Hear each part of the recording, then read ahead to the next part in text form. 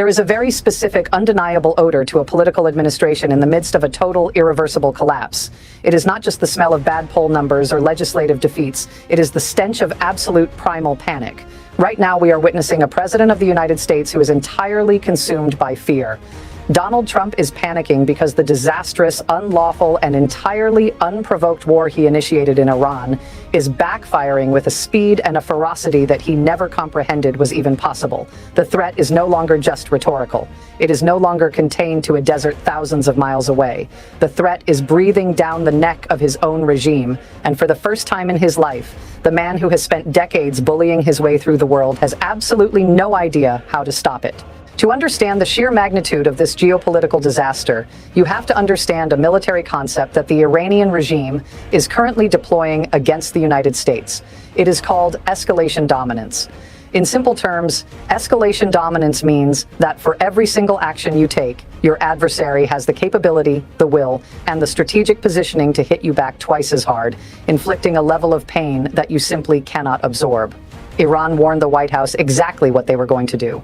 They communicated their intentions clearly, and then they executed them flawlessly. It started when Donald Trump and Israeli Prime Minister Benjamin Netanyahu launched a joint military strike against the South Pars gas field in Iran. This is not just any facility. It is critical, lifeblood infrastructure for the Iranian economy. They struck it, they damaged it, and they believed they had scored a massive, decisive victory. But Iran did not fold. They did not retreat. They looked at the board, invoked escalation dominance, and said, all right, you hit our southern fields, we are going to hit the northern fields. The northern fields they were referring to are connected to the South Pars Reserve, but they are operated by the nation of Qatar. Specifically, Iran targeted the Ras Laffan industrial facility. For those who do not track global energy markets, Ras Laffan is not just a regional refinery. It is the beating heart of the global energy supply chain. That single facility in northern Qatar supplies roughly 20% of the entire world's liquefied natural gas. 20%. Iran fired their weapons, and they struck Ras Laffan directly. Not once, but twice. They hit it repeatedly throughout the day. The immediate result was catastrophic. Qatar, a crucial American ally in the region, was absolutely furious. The Qatari Foreign Ministry released statements condemning in the strongest possible terms the actions of Israel and the United States. And make no mistake, while the White House frantically tried to spin the narrative that this was a rogue operation conducted solely by Netanyahu, the United States military and every credible intelligence report confirmed that Donald Trump and the Israeli Prime Minister were in on this together. They authorized the strike. And Iran did not stop with Qatar. They promised they would also target Saudi Arabian energy fields, and they kept that promise. The world watched in horror as massive mushroom clouds of smoke and fire billowed over Riyadh. Iranian drones executed direct, devastating strikes deep inside Saudi territory. The head of the Iranian parliament, Mohammad Bagher Ghalibaf, stepped to a microphone and declared to the world that an eye for an eye equation is now in full effect. He essentially looked directly at Washington and said, you wanted to escalate? We are going to dominate you. We are going to expose your weakness. And that weakness is now echoing all the way back to the homeland, straight into the capital of the United States. Over the past 10 days, a deeply unsettling phenomenon has been occurring in the skies over Washington, D.C. Unidentified drones have been seen actively circling over Fort McNair. For context, Fort McNair is a highly secure United States Army post. Why does that matter? Because right now, the highest-ranking members of the Trump administration, including Defense Secretary Pete Hegseth and Secretary of State Marco Rubio, are reportedly living on that military installation. They are no longer living in the affluent, quiet neighborhoods of Georgetown or McLean. The fury of the American public over the domestic chaos, the allegations of profound corruption, and the sheer weight of these catastrophic war decisions have forced the president's cabinet to essentially seek refuge behind the heavily guarded gates of military bases. They are practically living in bunkers, and yet, even there, they are not safe from the psychological warfare of this conflict. Drones are circling their temporary homes. And the terrifying part? The Pentagon cannot definitively say where these drones are coming from. Are they Iranian sleeper cells? Are they Russian? Are they Chinese? The airspace over the capital is being probed, and the administration is paralyzed by the implications. Ghalibaf, the Iranian parliamentary leader, summarized the situation with chilling clarity. He stated that the people of Iran have foiled all of the enemy's designs. He noted that the United States and Israel are angry and frustrated by their battlefield defeats, and that by attacking civilian infrastructure, they are desperately trying to conceal their tactical failures. Golubov called the American strategy suicide, confirming that a terrifying new level of confrontation has begun. And this brings us to the core psychological truth of Donald Trump, a truth that has been evident for decades to anyone paying close attention.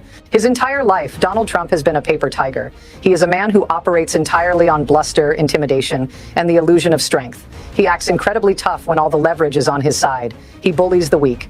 But the moment he encounters genuine resistance, the moment someone stands their ground, looks him in the eye, and refuses to back down, he crumbles. He is easily outmaneuvered. He is effortlessly checkmated. We have seen this pattern play out in the American legal system time and time again. When E. Jean Carroll stood up to his abuse, she beat him in court.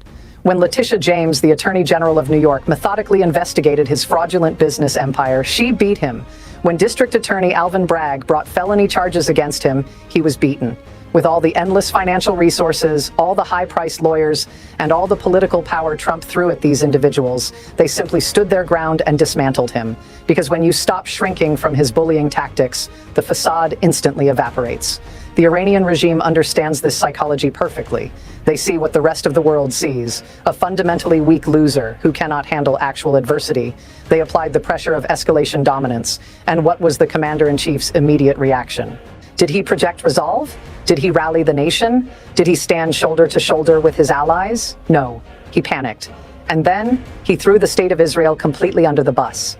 After jointly authorizing the bombing of the South Pars facility, Donald Trump watched the Iranian retaliation set the Middle East on fire. Terrified of the consequences, he immediately tried to distance himself from the very operation he helped launch.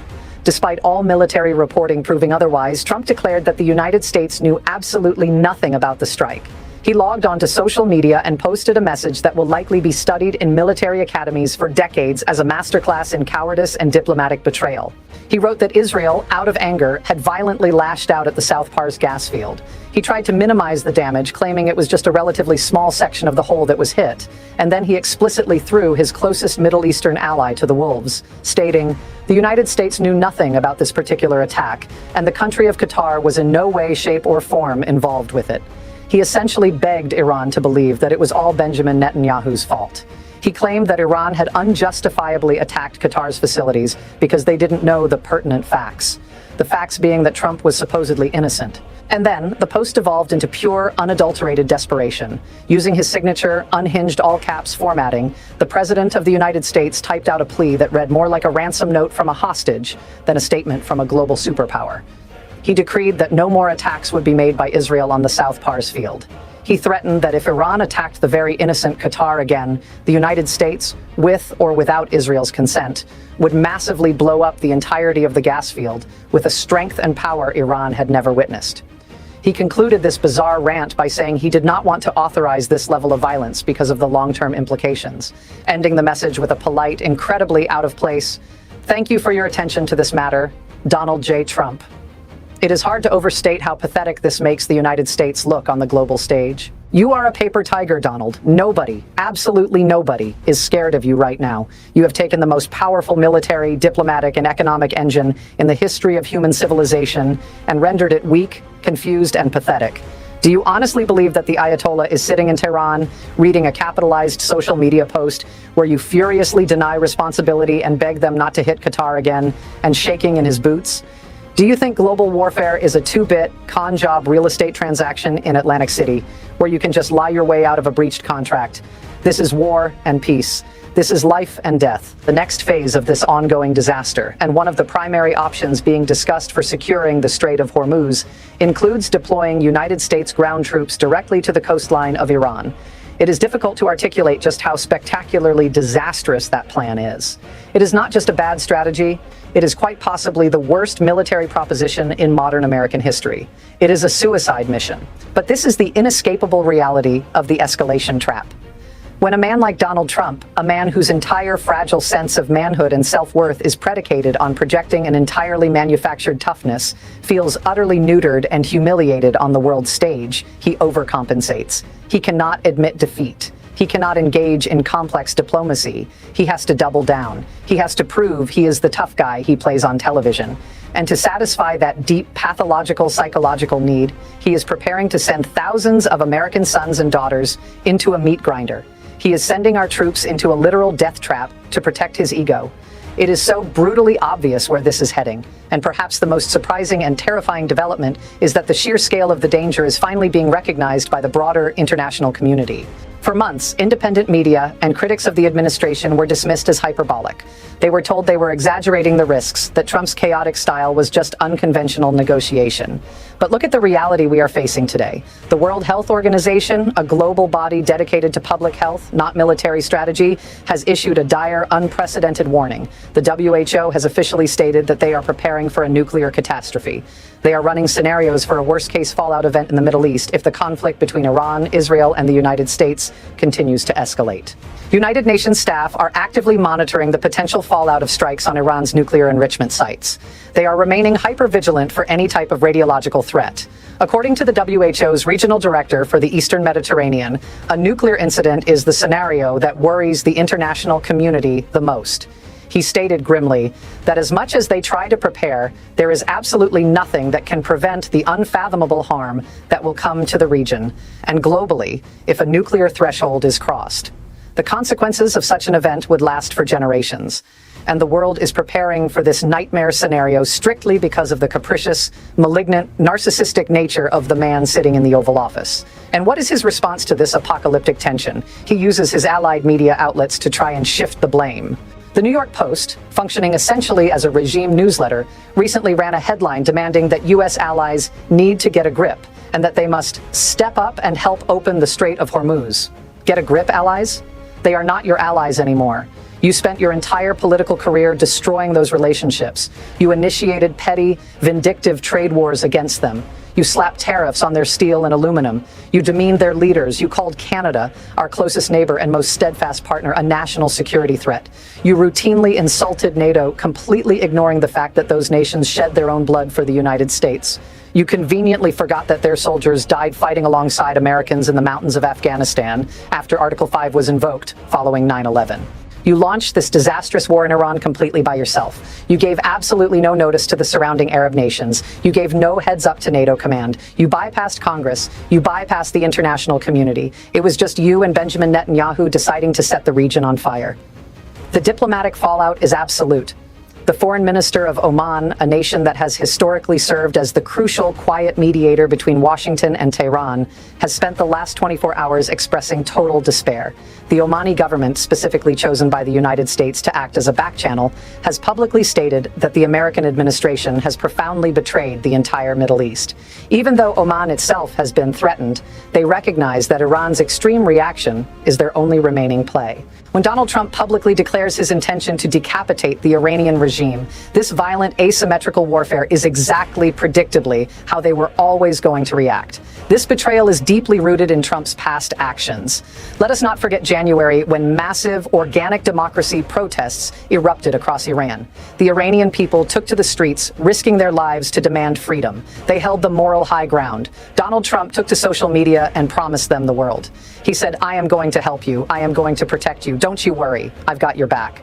And then, when the regime cracked down, when the bullets started flying, he did absolutely nothing. He abandoned them. He allowed thousands of brave, pro-democracy protesters to be slaughtered in the streets because he had no actual strategy beyond a tweet.